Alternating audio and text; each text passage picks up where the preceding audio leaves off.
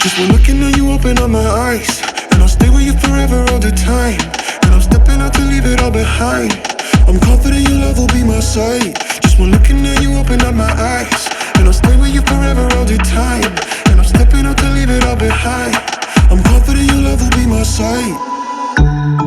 So I just wanted to talk about something that I was thinking about today, which I'm calling learn to relearn.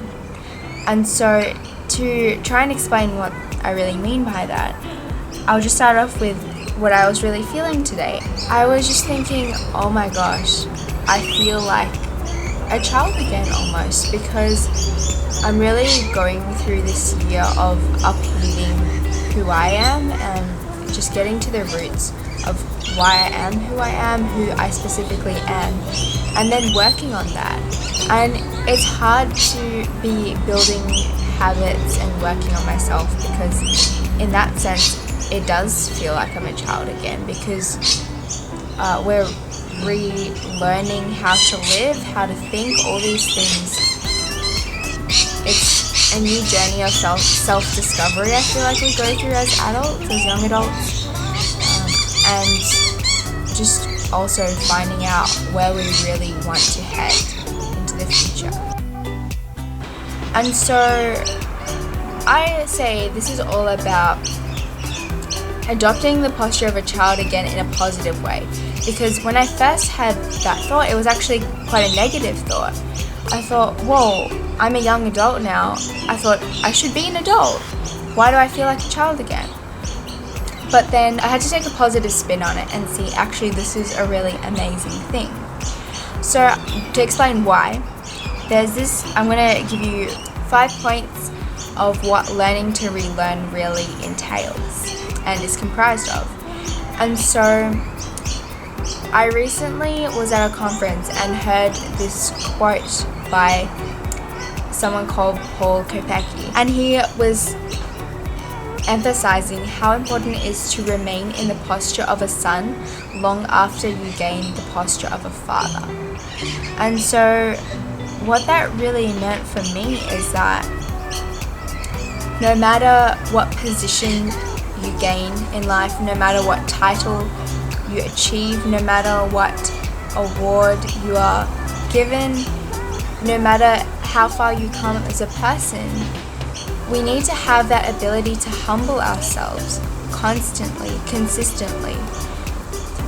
Because, no matter what we achieve, there's always still more to learn.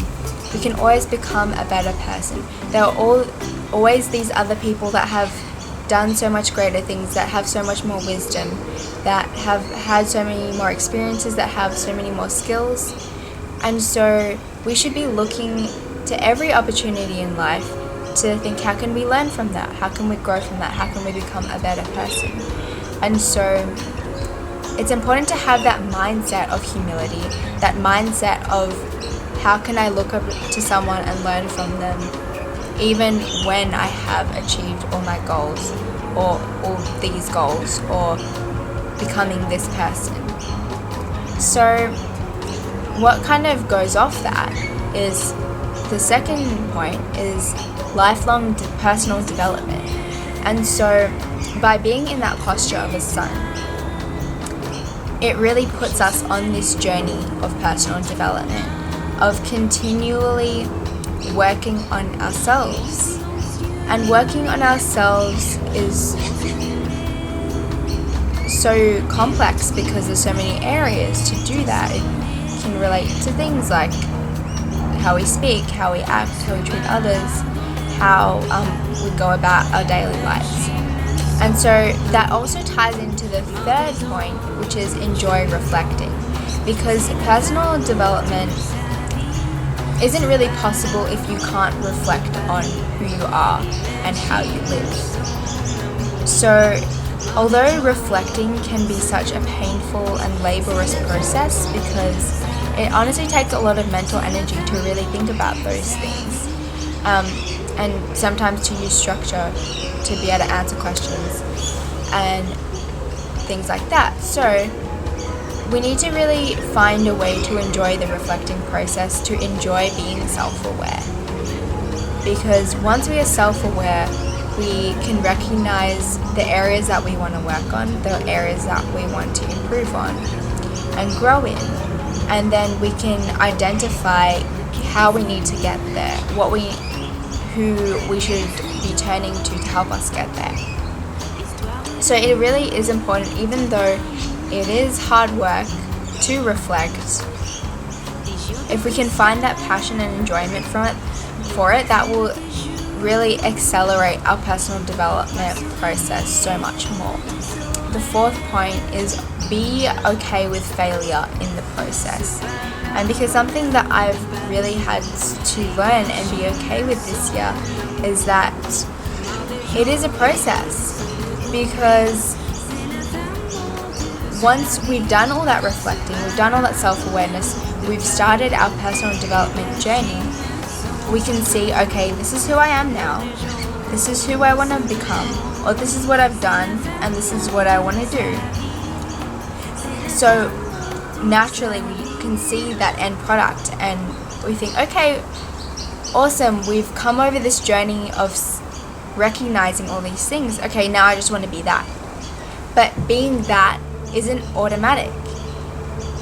And me as my perfectionist self, I think, okay, once I've identified it, then I can just be that. But it's so much harder than that. There's so many more steps. There's so many failures that we have to make to get there, because really uprooting who you are or becoming who you want to be, there's many root causes, right? So we have to be able to work on each of those root causes or those causal factors. And so it's that reflecting, that failing and reflecting journey, that is what gets us from before to after, right? So I had to learn to be okay with that, because when I would have what I'm working on, I would say, when I would fail, then I'd think, well, why couldn't I just be that already? I know what that is. But life doesn't work that way. So then we need to, be okay with failure, because we can't be perfect straight away. And we have to just pick ourselves back up. And so I would have to say, okay, what made me do or say this time? How can I do it differently the next time? And so it's that continuous process of back and forth, reflecting, taking action, reflecting, taking action, reflecting, failure, taking action, whatever that process is, that will get us from A to B. And then just have patience in the process, have patience with yourself. But you will get there, and then once you get there, you can start working on something else. And I think that's what personal development is. It's getting over one hurdle and then finding what the next hurdle is. And then so that takes me to the fifth point, which is build your inner man. Because once you're in this process, it's so important to be strong on the inside. Because there are so many things in life that are going to be negative voices, that are going to be challenges, that are going to be situations that make you question why you're doing what you're doing, and how far you've really come. But you have to always remember how far you've come. And it is really important to have that growth mindset, to take that positive spin on situations all the time, because then it's so easy to wallow in there's still so much more to go, there's still so many more results I want to see. But once we wallow in that, it just can defeat us as a person, and then it really allows the enemy to just keep attacking us and then to just keep beating us down. But we need to be building our inner man every day with the things that we let fill our minds, the things that we listen to, the things that we watch or see, the things that we do. All these small things compound over time. All these small things that are just outside stimulus are affecting who we are on the inside, because they penetrate through all of that. And I think once you're self-aware, you can start to realize how those external factors are affecting us on the inside, but it's also about the voices that we let foster in our head and the things that we tell ourselves. So building your inner man, you have to remember it's not just about being strong. It's not just about being a positive person. It's about what are you doing to shape that? What are you letting shape that?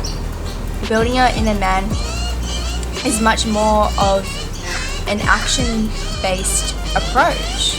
It's much more of a doing thing, because it's not easy to be internally strong. And I think the more things you overcome, the more things that will try to attack you. And so you really, once those negative voices come, you have to be able to attack back, right? You have to have a game plan for fighting off those things, and you need to even do the prevention process of, I'm going to be filling myself with positive things, positive words, audios, videos, reading, whatever, so that you're pushing away the darkness, the negativity,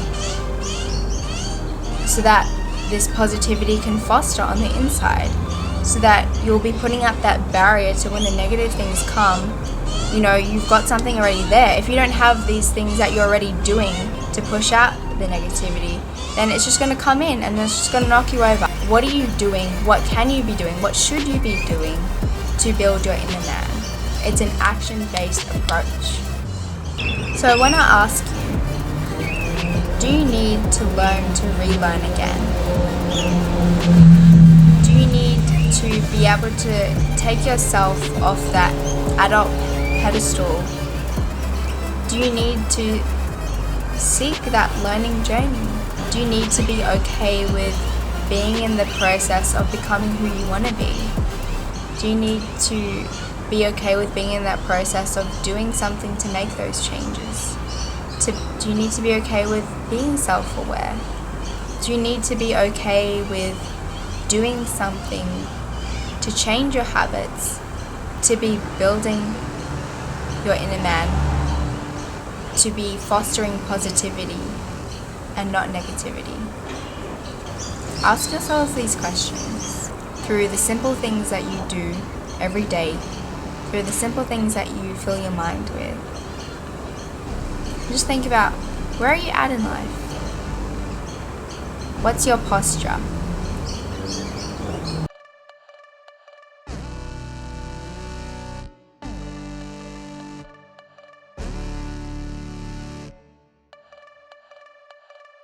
Roho yangu umeguza, yeah.